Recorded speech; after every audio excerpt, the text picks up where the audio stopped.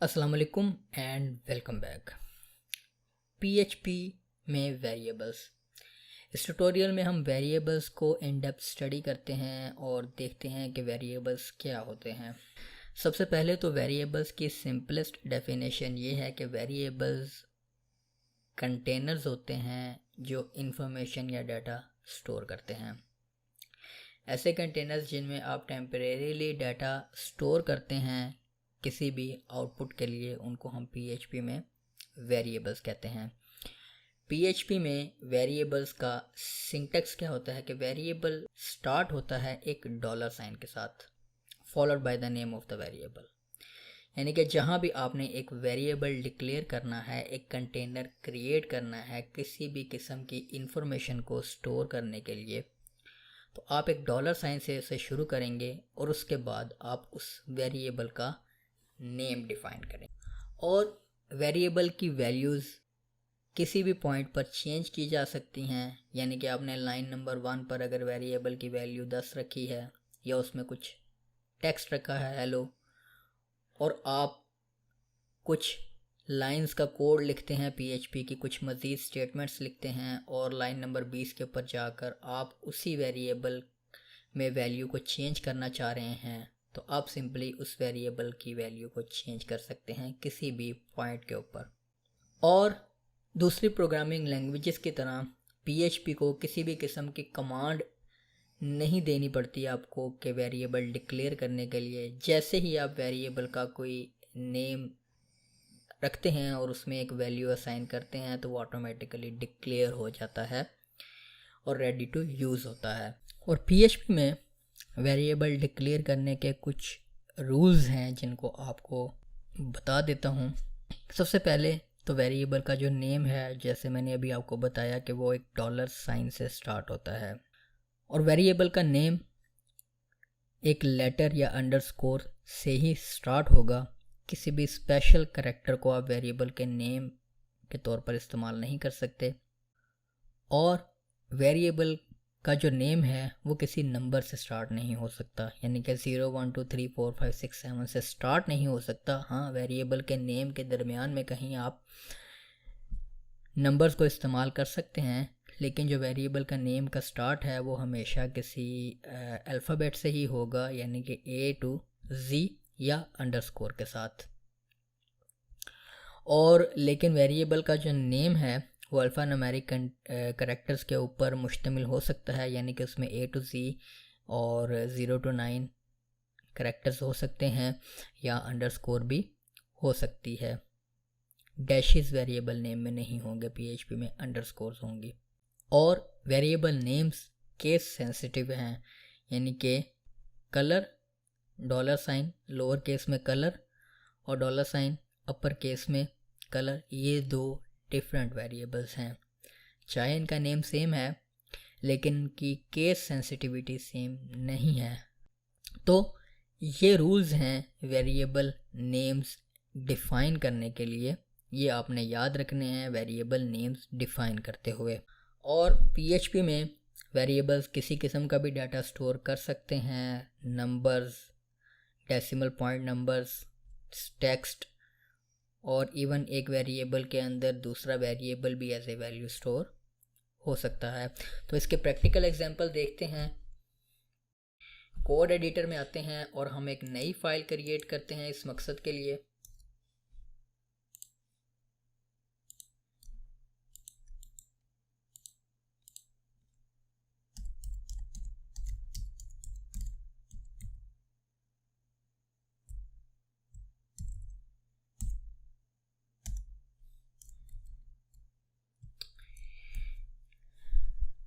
इसको मैं कह लेता हूँ variables.php, और php का ब्लॉक क्रिएट करते हैं, ओपनिंग और क्लोजिंग php की। और यहाँ पर वेरिएबल क्रिएट करने के लिए, जैसा कि हमने रूल डिस्कस किया, एक डॉलर साइन से वेरिएबल नेम स्टार्ट होगा और वो किसी भी नंबर से स्टार्ट नहीं हो सकता, वो हमेशा किसी लैग करैक्टर से, एक अल्फ़ाबेट से स्टार्ट होगा, यानी कि A to Z। और उसके दरमियान आप या अंडरस्कोर से भी आप वेरिएबल नेम स्टार्ट कर सकते हैं, और जो नंबर्स हैं उनको आप वेरिएबल नेम्स के साथ इस्तेमाल कर सकते हैं। जैसे कि मैं कह देता हूँ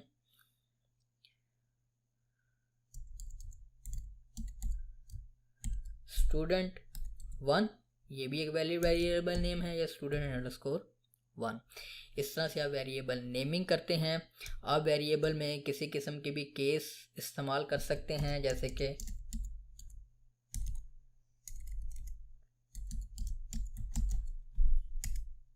कि ये कैमल केस है कि हर वर्ड का पहला करैक्टर जो है उसको हम अपर केस रखते हैं। मल्टीपल वर्ड्स पर मुश्तमिल हम जो है वो स्ट्रिंग एक जो जनरेट करते हैं उसमें हम पहला करैक्टर जो है वो हर वर्ड का कैपिटल रख लेते हैं, जिसको हम कैमल केस कहते हैं। आप ये भी एक वेरिएबल नेम है, वैलिड वेरिएबल नेम है, लेकिन ये वेरिएबल और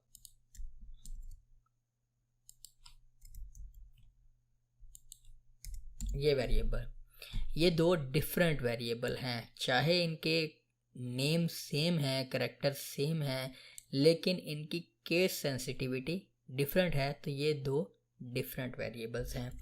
आप अंडरस्कोर्स यूज़ कर सकते हैं जैसे कि मैंने आपको बताया, और आप नंबर्स भी इस्तेमाल कर सकते हैं। उसके बाद वेरिएबल नेम डिफाइन करने के बाद आप एक इक्वल साइन के बाद इसको वैल्यू असाइन करते हैं।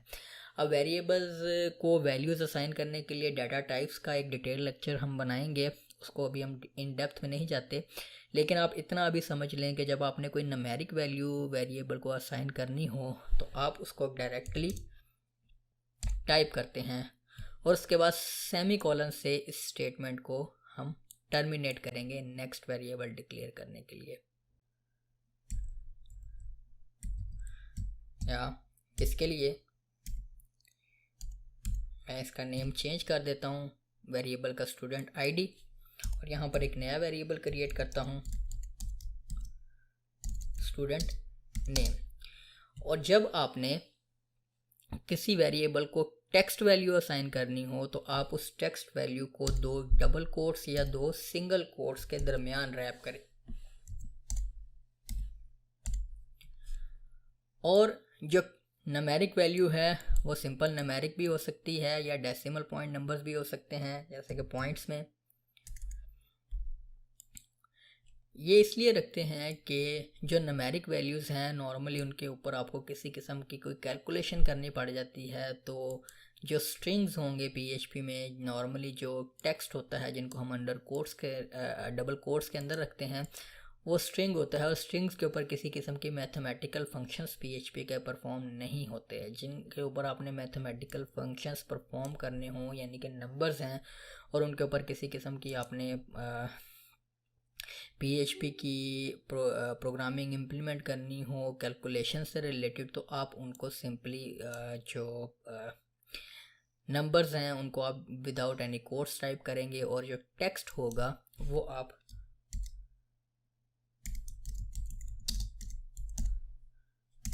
दो डबल कोट्स या दो सिंगल कोट्स के दरमियान रखेंगे। इसको सेव करते हैं। ये है पीएचपी में वेरिएबल्स क्रिएट करने का। अब ये वेरिएबल ऑटोमेटिकली डिक्लेयर भी हो गया है और उसको वैल्यू भी असाइन हो गई है, और किसी पॉइंट के ऊपर भी जब आप किसी वेरिएबल की वैल्यू चेंज कर देंगे तो जब उसके बाद जो आउटपुट आएगी उसके अंदर वो चेंज्ड वैल्यू आएगी। इसको भी अभी हम देखते हैं। उससे पहले अब हम डिस्कस कर लेते हैं एको एंड प्रिंट स्टेटमेंट्स। अब एको और प्रिंट स्टेटमेंट ऑलमोस्ट सेम है। ये दोनों किसी भी किस्म की आउटपुट को जनरेट करने के लिए इस्तेमाल होती हैं, यानी कि किसी भी किस्म के वेरिएबल को या डाटा को स्क्रीन के ऊपर आउटपुट करने के लिए इस्तेमाल होती हैं। इनमें थोड़ा सा डिफरेंस है जो आपको बता दूं, वो ये कि जो एको है वो पहली बात यह है कि एको प्रिंट से फास्टर है। वो इसलिए कि एको की कोई भी रिटर्निंग वैल्यू नहीं होती, जबकि प्रिंट की एक रिटर्निंग वैल्यू होती है 1, जिसको आप फिर कंडीशनल स्टेटमेंट्स में आगे जाकर जब हम इन डेप्थ प्रोग्रामिंग में जाएंगे तब आपको चीज़ें पता लगेंगी कि प्रिंट जो है वो सिंपली उसकी एक रिटर्निंग वैल्यू होती है 1 के नाम से, जिसको आप कंडीशनल स्टेटमेंट्स में इस्तेमाल कर सकते हैं। एको की कोई भी रिटर्निंग वैल्यू नहीं होती और एको प्रिंट से फास्टर है। और उसके बाद एको जो है वो उसमें मल्टीपल पैरामीटर्स आप पास कर सकते हैं, जबकि प्रिंट में आप मल्टीपल पैरामीटर्स पास नहीं कर सकते। तो ये सिंपलेस्ट एक्सप्लेनेशन है एको और प्रिंट की कि ये दोनों स्टेटमेंट्स डाटा को आउटपुट करने के लिए इस्तेमाल होती हैं और इनमें जो डिफरेंस है वो मैंने आपको बता दिया है। हम दोनों को टेस्ट करके देखते हैं। यहाँ पर मैं आपको वो भी साथ ही बता देता हूँ कि और इन दोनों को, ये जो स्टेटमेंट्स हैं इनको आप with parenthesis and without parenthesis दोनों तरीके से इस्तेमाल कर सकते हैं। यानी कि आप पैरेंथेसिस के अंदर भी जो वैल्यू आप पास करना चाह रहे हैं आउटपुट करने के लिए वो पास कर सकते हैं, या आप विदाउट पैरेंथेसिस सिंपल कोट्स में या सिंपल वेरिएबल नेम का पास करके उसे भी प्रिंट कर सकते हैं। जैसे कि मैं यहाँ पर एको करता हूँ स्टूडेंट आईडी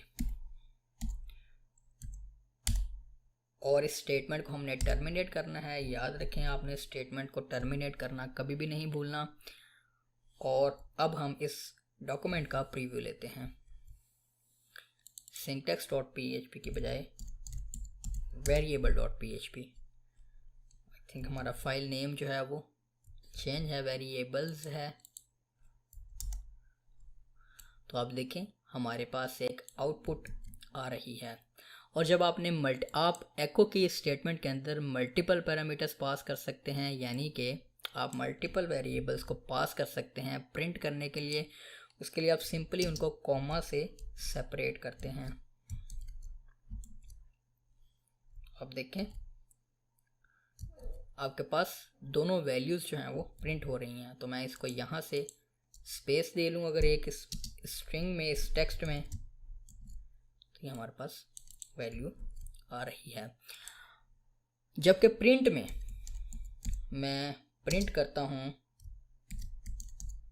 स्टूडेंट आईडी ही, और मैं इस एको को ज़रा कमेंट कर लूँ, इस स्टेटमेंट को कमेंट कर लेते हैं ताकि ये एग्जीक्यूट ना हो। तो आप देखें प्रिंट ने सिंपल एक वैल्यू को तो प्रिंट कर दिया, लेकिन अगर जो मैंने एको के साथ किया है अगर मैं यही प्रिंट के साथ भी करूं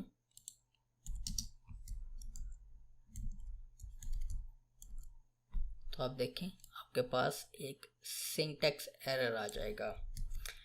तो ये एक मेजर डिफरेंस है कि प्रिंट में आप सिंपली एक पैरामीटर पास करके उसको आउटपुट कर सकते हैं, लेकिन जबकि एको में आप मल्टीपल पैरामीटर्स को, मल्टीपल वेरिएबल्स को पास कर सकते हैं, कॉमा सेपरेट कर सकते हैं और उनको प्रिंट कर सकते हैं।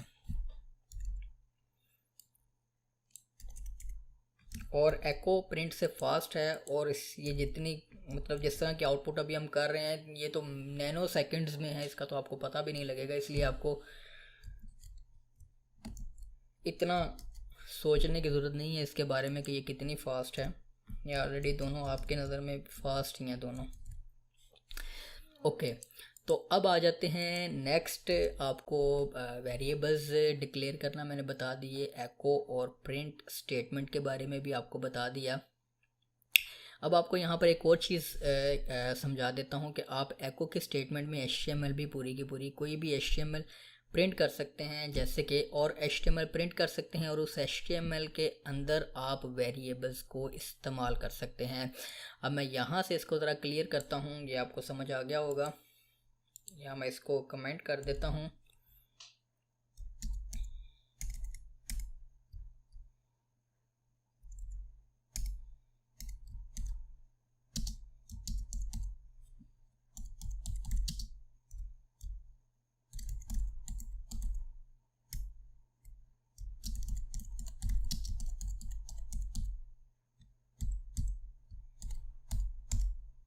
ताकि ये कोड में मौजूद रहे, आप एक्सरसाइज फाइल्स में इसको देख सकें। अब आ जाते हैं एको की स्टेटमेंट को मैं इस्तेमाल करता हूँ और यहाँ पर डबल कोट्स में मैं लिखता हूँ स्टूडेंट आईडी कॉलन यहाँ पर। अब जब आप इस कस्टम स्ट्रिंग के साथ वेरिएबल्स को आउटपुट के दरमियान में इस्तेमाल करना चाह रहे हों तो उसके लिए आप इस्तेमाल करते हैं कनकैटिनेशन, यानी कि कनकैटिनेट करते हैं वेरिएबल्स को स्ट्रिंग्स के साथ। पीएचपी में कनकैटिनेशन परफॉर्म होती है डॉट के साइन के साथ। डबल कोट्स में आपने अपना स्ट्रिंग टाइप करना है, वो कुछ भी हो सकता है, टेक्स्ट भी हो सकता है, HTML भी हो सकती है। जैसे कि यहाँ पर मैं HTML भी इस्तेमाल कर लेता हूँ स्ट्रॉन्ग, और इसके अंदर इस टेक्स्ट को रखता हूँ।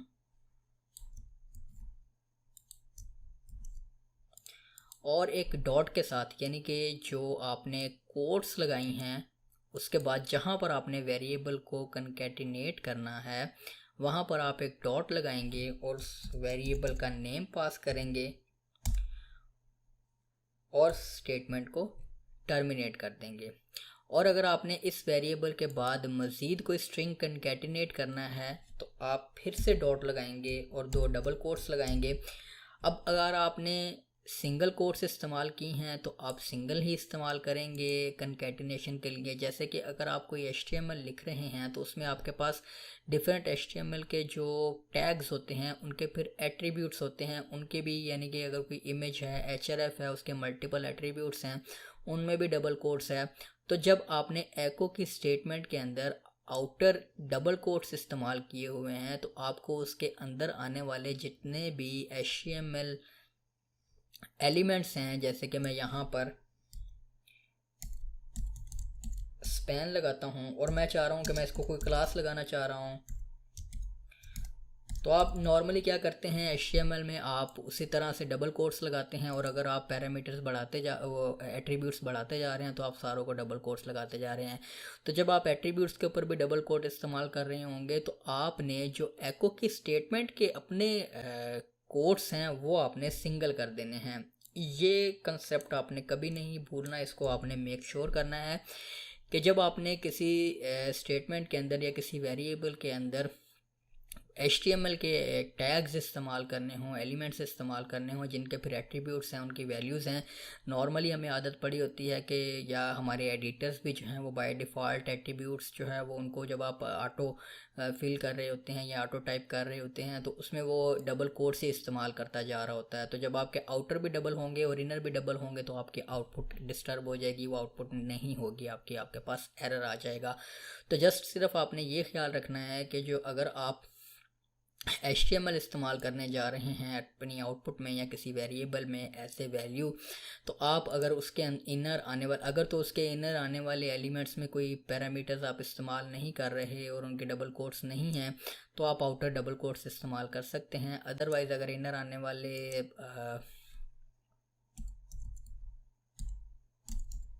एलिमेंट्स के ऊपर किसी किस्म के जो एट्रीब्यूट्स हैं वो भी इस्तेमाल किए गए हैं तो आप आउटर सिंपल सिंगल रख लें। और उसके बाद कंकैटिनेशन के लिए भी आपको फिर सिंगल कोट्स ही इस्तेमाल करने होंगे। ओके, तो आई थिंक आपको क्लियर हो गया होगा। उसके बाद जब आपने वेरिएबल यहाँ पर इस्तेमाल कर लिया है और उसके बाद मज़ीद कंकैटिनेशन करनी है तो आप मैं यहाँ पर एक नया टेक्स्ट लिखता हूँ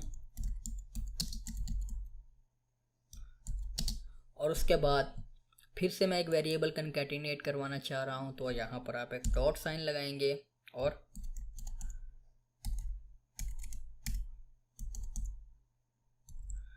नेक्स्ट वेरिएबल का नेम इस्तेमाल कर लेंगे। इस तरह से आप पूरी HTML लिख सकते हैं और उसके अंदर जहाँ भी आपने ब्रेक करना हो और वहाँ पर एक वेरिएबल इस्तेमाल करना हो, जैसे कि इसके दरमियान में ही यहीं पर आप वेरिएबल इस्तेमाल करना चाह रहे हैं तो आप पहले उस स्टेटमेंट को ब्रेक करेंगे। ब्रेक कैसे करेंगे? जो आपने आउटर मेथड इस्तेमाल किया हुआ है, चाहे वो सिंगल कोट्स वाला है चाहे वो डबल कोट्स वाला है, आप उसी मेथड के ज़रिए वही कोट्स दोबारा अंदर जब लगाएंगे तो ये आप देखें आपके पास कोड भी चेंज हुआ था, ये देखें।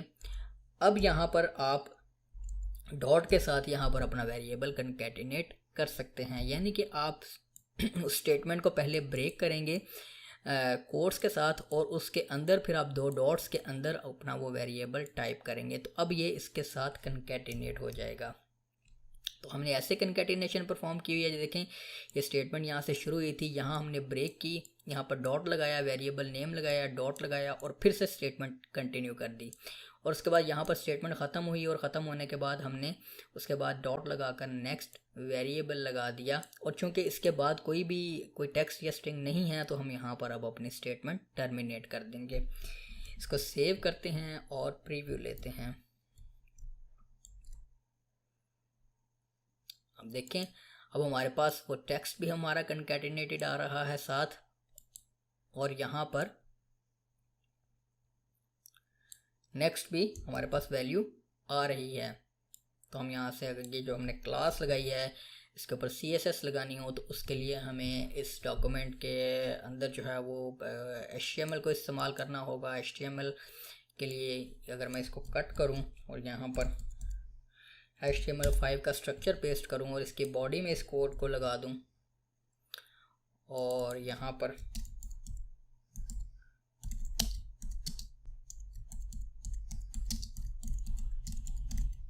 इसको टाइटल दे देता हूँ। अब इसमें मैंने स्टाइलिंग करनी है, वो आपको पता है, आप स्टाइल का टैग इस्तेमाल करेंगे HTML का।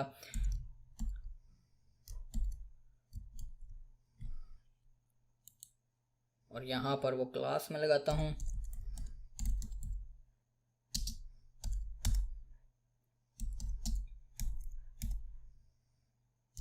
इसका सिंपली मैं कलर चेंज करता हूँ।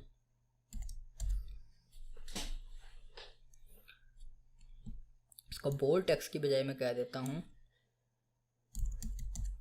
लेबल। और इस टेक्स्ट को हमने स्पैन के अंदर नहीं रखा था, स्पैन के अंदर रख लेते हैं।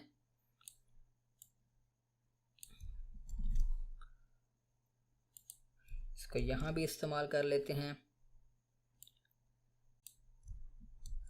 और ये स्ट्रॉन्ग को यहाँ से हमने रिमूव करना है।